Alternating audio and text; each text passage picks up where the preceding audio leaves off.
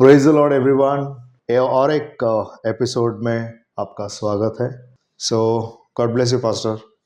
Okay pastor, हम लोगों ने पिछले एपिसोड में बात की थी माता यरूशलेम के बारे में और आपने काफ़ी अच्छे से एक्सप्लेन किया था, लेकिन बहुत सारे लोग हैं जिनके घरों में ये जाते हैं और वचनों के आधार पर ये लोग बात करते हैं। तो ये कौन से वचन है जो ये लोग कोट करते हैं? हाँ, तो अभी जैसे कि पहला हम ये देखते हैं कि माता यरूशलेम के लिए ऐसा माता है, ये साबित करने के लिए वो लोग कौन से वचन यूज़ करते हैं।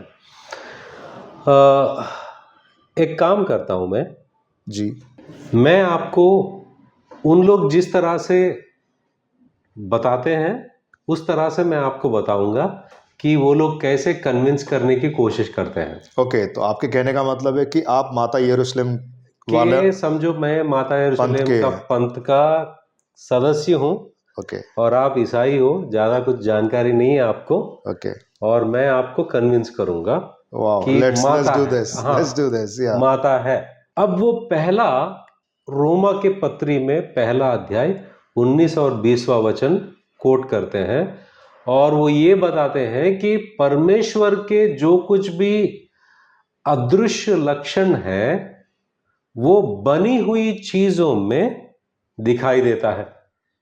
अच्छा, मतलब उनका सामर्थ हो या सनातन सामर्थ हो या उनका नेचर हो, वो बनी हुई चीजों को सोचने से सोचने में पता चलता है कि परमेश्वर कैसा है। अगर ये बात है तो फिर पहला उत्पत्ति की किताब में जाते हैं। उत्पत्ति का पहला अध्याय 26 और 27 में जब हम देखते हैं, क्या वचन लिखा है, जरा पढ़िए।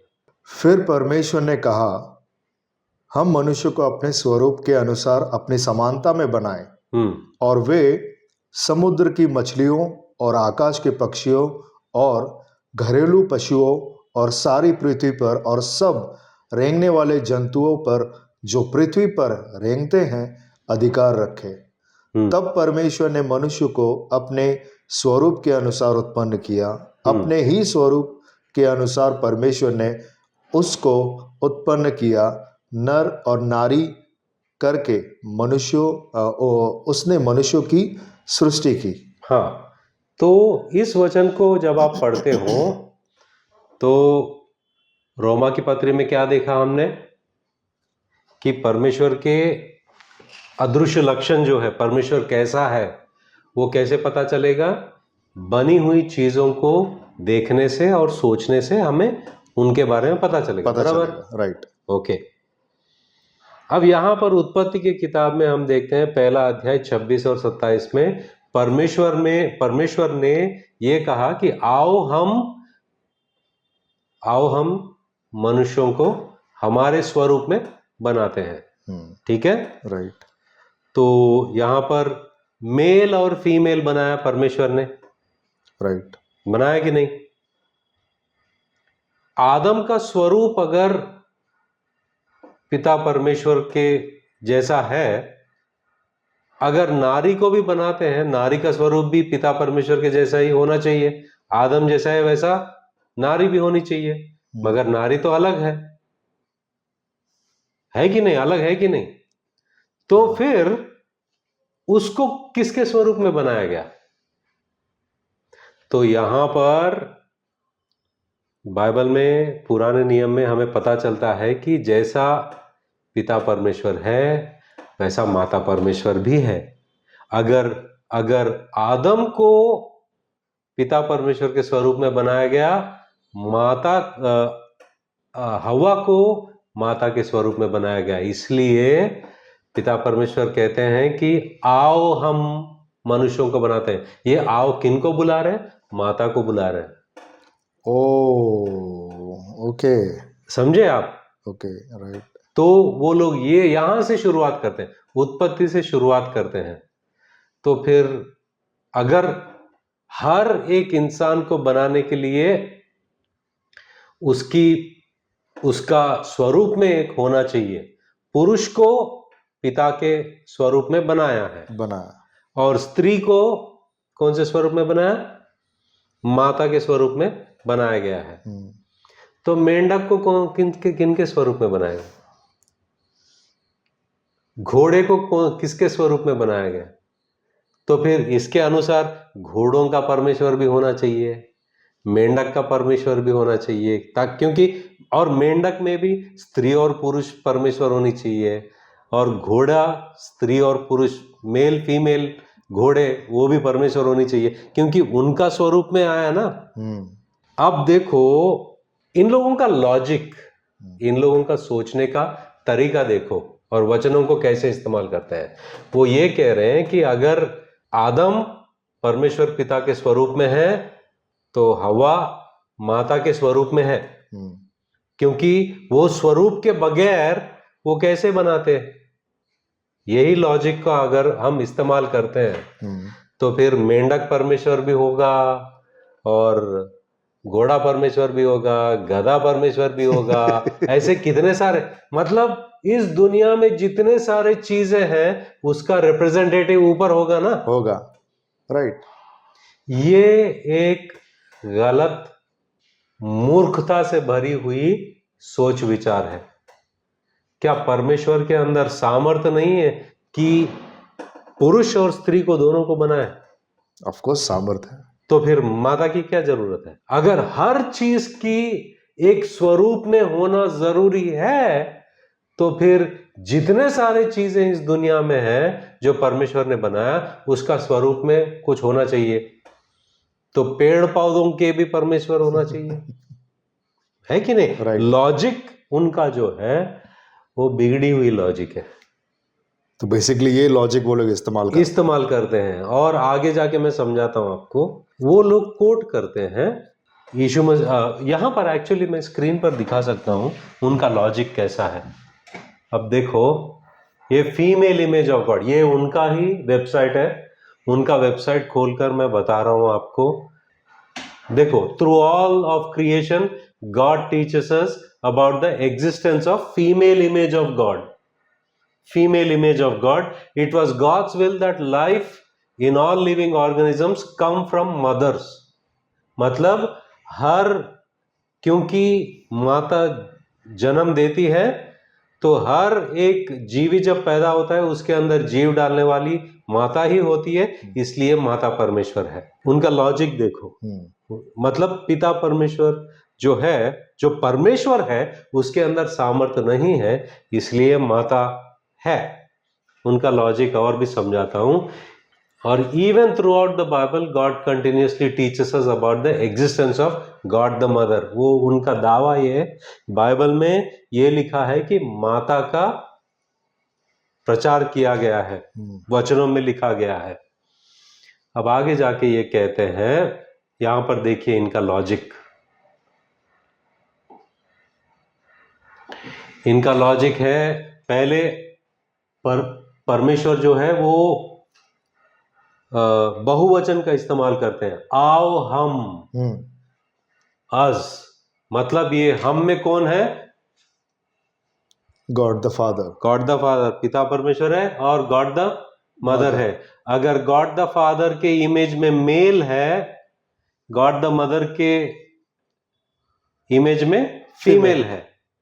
इमेज एंड लाइकनेस, ये उनका ही वेबसाइट है, और मनुष्यों को इस तरह से उन्होंने किया है।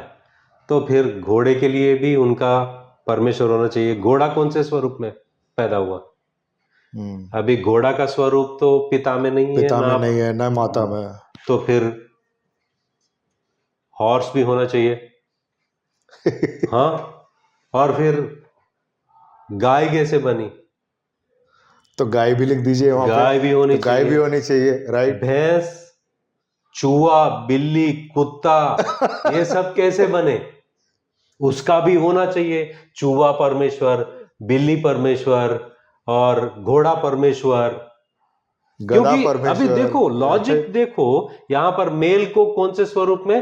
पिता के स्वरूप में, मगर पिता फीमेल के स्वरूप को बना नहीं सकता। क्यों? इसके लिए फीमेल माता के अनुसार ही होना चाहिए। वाह, दैट्स ग्रेट। लॉजिक समझ रहे हो आप? तो ऐसे जाते जाते और एक लॉजिक बताता हूं इनका। जब यीशु मसीह गेत्सेमने बगीचा में प्रार्थना करते हैं, जी, क्या प्रार्थना करते हैं कि हे पिता, ये जो प्याला ये है जो प्याला है मुझसे हटा दे। हटा दे। अगर यीशु मसीह पिता कह रहा है, मतलब माता भी होगी, राइट, सवाल उठता है। माता भी हो सकते, पिता है तो माता भी है, वहीं तक क्यों रुके? माता के पास क्यों नहीं गए? नहीं नहीं नहीं, वहीं तक क्यों रुके? मेरा मतलब है, अगर माता पिता है, माता भी होनी चाहिए, फिर माता है, माता का बाप और माँ भी होनी चाहिए। हाँ, राइट, अगर माता के माँ बाप है, पिता के भी माँ बाप होनी चाहिए। राइट। ऐसे अंदाजा लगाते लगाते परमेश्वर का पूरा खानदान बनाओगे क्या? लॉज एक चीज क्या है कि आप इसकी शुरुआत करोगे, अंत अंत जाकर कहीं रुकेगा नहीं। गलत नतीजे पर निकलता है। हाँ। रुकेगा नहीं, इसका कोई अंत नहीं। इसको समझना जरूरी है। पहले इनके सोच में गलती क्या है वो परखना जरूरी है। तो ये उनका दावा है और यहां पर खत्म नहीं होता है। अब वो उनका दावा ये है कि यीशु मसीह ने माता के बारे में भविष्यवाणी दी। उदाहरण के तौर पर अभी सब पशुओं को, प्राणियों को जीवन कौन देता है? माता ही तो देती है, बराबर है ये कि नहीं? माता ही देती है ना। हाँ, तो यूहन्ना का 6:39 पढ़िए। और मेरे भेजने वाले की इच्छा यह है कि जो कुछ उसने मुझे दिया है उसमें से मैं कुछ ना खोऊं, परंतु उसे अंतिम दिन फिर जिला उठाऊं। अंतिम दिन फिर जिला उठाऊंगा, मतलब अंतिम दिन में इन लोगों का इंटरप्रिटेशन ये है कि अंतिम दिनों में माता आएगी कहकर यीशु मसीह बता रहे हैं यहां पर। कैसे? ये जीवन देने के लिए, उनको उठाने के लिए जीवन देना पड़ता है ना। हाँ। तो जीवन कौन देता है? उनके हिसाब से माता देती है। हाँ। तो फिर माता का आना जरूरी है। राइट। तो वो बोलेंगे कि देखो प्रवचन, और एक प्रवचन है यूहन्ना का 6 का, उसका अगला वचन पढ़ो। क्योंकि मेरे पिता की इच्छा यह है कि जो कोई पुत्र को देखे और उस पर विश्वास करे वह अनंत जीवन पाए, और मैं उसे अंतिम दिन फिर जिला उठाऊंगा। हाँ, वो क्या कहते हैं कि लास्ट में यीशु मसीह ये कह रहे हैं कि अंतिम दिनों में माता आएगी। ओके। क्योंकि इनको जीवित करने के लिए जान देना है ना। अब ये माता कहां पर है? कोरिया में है। माता आई तो देखिए, है, आपको कोरिया जाना पड़ेगा। माता आई है, वो कोरिया में है, और आपको ये जो अनंत काल का जीवन चाहिए तो उनके हाथ से जाकर पानी पीना पड़ेगा आपको। क्योंकि वहां पर लिखा है कि आओ जीवन का जल मेरे पास लो और मुफ्त में पियो। तो माता क्या करेगी? जीवन का जल देगी। जो कोई वो माता का जीवन जल पीता है तो वो अनंत काल का जीवन पाता है। तो उसी का उद्धार है। उसी का उद्धार है होगा, और दूसरे का उद्धार नहीं होगा। देखो प्रकाशित वाक्य का 22:17 पढ़ो। आत्मा और दुल्हन दोनों देखो कहती है। माता, आत्मा और दुल्हन दोनों कहती हैं आ। और आत्मा कौन है? अब यहां पर आपको जानना है, इसके बारे में आगे जाके बात करेंगे ये आत्मा कौन है। मगर अब देखो, पढ़ो आगे। आत्मा और दुल्हन दोनों कहती हैं आ, और सुनने वाला भी कहे आ। जो प्यासा हो वह आए, और जो कोई चाहे वह जीवन का जल सेंत मेंत ले। ये जीवन का जल कहाँ मिलेगा? कोरिया में। कोरिया में कोरिया में पास से जाना पड़ेगा कोरिया। कोरिया जाना पड़ेगा आपको, और ये जीवन का जल पीना पड़ेगा, तब जाकर आपका उद्धार होता है। My God. अभी ऐसे ऐसे प्रचार में लोग फंसे हुए हैं, उनको पता भी नहीं कि ये सब जो है गलत शिक्षा है, राइट। गलत है। हमारे कलीसिया में 14 साल से ये माता यरूशलेम के पंथ में लोग बिताए थे, हमारे वीडियोस देखकर, और बहुत सारे उनको सच्चाई पता चली, उसमें से बाहर निकले, आज हमारे कलीसिया में वो जुड़े हैं और Praise वचन God. सीख रहे हैं। Praise God, praise God. तो यहाँ पर जो है और कन्विंस करना बाकी है, ओह, और कन्विंस करना बाकी है। अभी आपने देखा है कि माता कौन है। माता, वो लोग पहले कहाँ से शुरुआत करते हैं? उत्पत्ति से शुरुआत करते हैं और वचनों को ही दिखाते हैं। वचनों को दिखाते दिखाते आपको कहाँ पर ले जाएंगे? और एक बार हम पढ़ते हैं 19:7, प्रकाशित वाक्य। हाँ 19:7।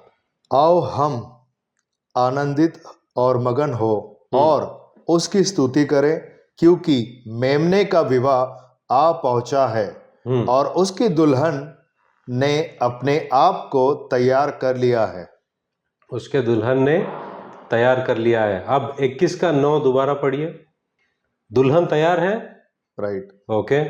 फिर जिन 7 स्वर्गदूतों के पास 7 अंतिम विपत्तियों से भरे हुए 7 कटोरे थे, उनमें से एक मेरे पास आया और मेरे साथ बातें करके कहा, इधर आ, मैं तुझे दुल्हन अर्थात मेमने की पत्नी दिखाऊंगा।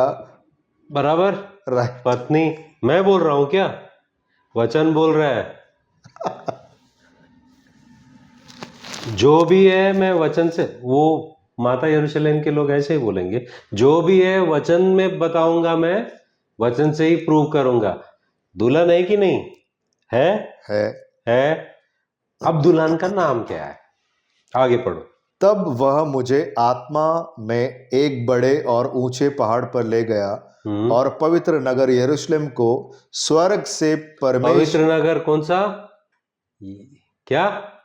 पवित्र नगर यरूशलेम को, हाँ, को स्वर्ग से परमेश्वर के पास से उतरते दिखाया। अब यहाँ पर माता का नाम क्या है? वर्जिन। यहाँ पर जो ब्राइड है, हाँ, उनका नाम क्या है? दुल्हन का नाम यरूशलेम है। यरूशलेम है। अभी वहां पर नगर लिखा है, बराबर जी। लोग बोलते हैं नगर है, ये तो नगर है, तो वो बोलेंगे नहीं नहीं नहीं नहीं नहीं नहीं, ये नगर जो है उसका असली चीज हम बताते हैं कि नगर क्या है। नगर और शहर कोई इंसान के नाम के अनुसार रखा जाता था पुराने जमाने में, वैसे ही ये नगर जो है वो सही इंसान माता यरूशलेम है, उनके अनुसार उनका वो शहर का नाम इस तरह से लिखा गया है। मगर लास्ट वचन पढ़ो, गलातियों की पत्री 4 अध्याय 26वां वचन, ध्यान से सुनना। अब मैं इनका चेहरा देखना चाहता हूं, हाँ, और ध्यान से देखना भी। 26, राइट। पर ऊपर की यरूशलेम स्वतंत्र है और वह हमारी माता है। तो इस तरह से जब लोग इन वचनों को देखेंगे, जैसा आपने रिएक्शन दिया है वैसा है, हाँ यार सही है, माता यरूशलेम है, वो हमारी माता। पौलुस कह रहा है वो हमारी माता है, तो पौलुस कह रहा है हमारी माता, आप कौन होते हो कहने के लिए ऐसा कुछ है नहीं। अब ऐसा कोई बताएगा आपको तो आप भरमा ही जाओगे ना। ऑफ कोर्स पास्टर, क्योंकि जो हिसाब से लिंक जो आपने ये इन लोगों का फिक्स है। पहले प्रकाशित वाक्य लेके जाएंगे, वहां पर मेमने की पत्नी को दिखाएंगे, फिर दूसरा 21वें अध्याय में जाएंगे, वहां पर मेमने की पत्नी का नाम यरूशलेम है, सीधा लेकर आएंगे गलातियों की पत्री 4:26 में यरूशलेम हमारी माता है। इन लोगों का फिक्स्ड होता है, ये वचन के बाद में ये वचन दिखाओ, ये सवाल पूछो, ये वचन के बाद में ये वचन बताओ, सवाल पूछो, फिर ये वचन पे जाओ और समाप्त। राइट। right. अगर कोई रहेगा तो मतलब आई मीन ऑफ कोर्स जिन्होंने ज्यादा जानकारी नहीं ली है बाइबल की, तो ऑफ कोर्स वो भटक सकता है। हाँ, ये सब चीजों में। तो हम एक काम करते हैं, मैं वचन में ही आपको दिखाऊंगा। ओके, अब मैंने पहले इनका जो लॉजिक, सोचने का लॉजिक के बारे में बताया। अगर पिता परमेश्वर है, पिता परमेश्वर के स्वरूप में आदम को बनाया गया है, और माता के स्वरूप में स्त्री को बनाया गया है, तो फिर लॉजिक में प्रॉब्लम कहाँ आता है? मेंढक, बिल्ली, कुत्ता, भैंस, गाय, बकरी, इनके भी परमेश्वर होनी चाहिए, अगर वही लॉजिक हम इस्तेमाल करें तो। ओके। अगर प्रकाशित वाक्य में हम देखते हैं 21वां अध्याय 9 और 10 में, फिर यहाँ पर, तब वह मुझे आत्मा में एक बड़े और ऊंचे पहाड़ पर ले गया और पवित्र नगर यरूशलेम को स्वर्ग से परमेश्वर के पास से उतरते दिखाया। क्या उतर रहा है यहाँ पर? नगर उतर रहा है। परमेश्वर की महिमा उनमें थी और उसकी ज्योति बहुत ही बहुमूल्य पत्थर अर्थात बिलोरे के समान यशब की तरह स्वच्छ थी, और उसकी क्या है ये? शहरपना बड़ी ऊंची थी। अच्छा, इंसान की शहरपना होती है? मतलब यहां पर वचन में कहीं पर भी यरूशलेम को एक इंसान के नाई दिखाई नहीं दिया है या दर्शाया नहीं गया है, उसको शहर ही माना जाता है।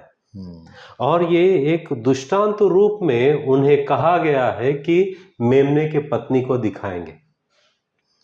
कलीसिया जो है वो मेमने की पत्नी है, वो भी एक दृष्टांत रूप से।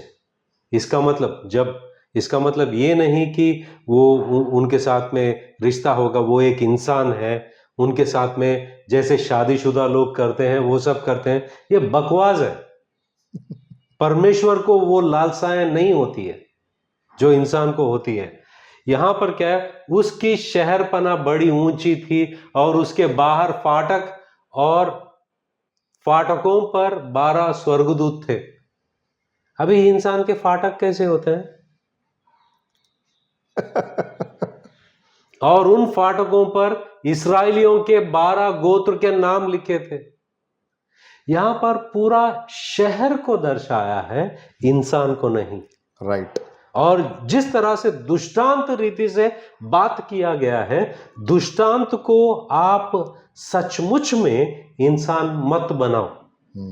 और गलातियों की पत्री 4 अध्याय 21 से हम पढ़ते हैं, 21वें वचन से हम पढ़ते हैं, तुम जो व्यवस्था के अधीन होना चाहते हो, मुझे बताओ, क्या तुम व्यवस्था की नहीं सुनते?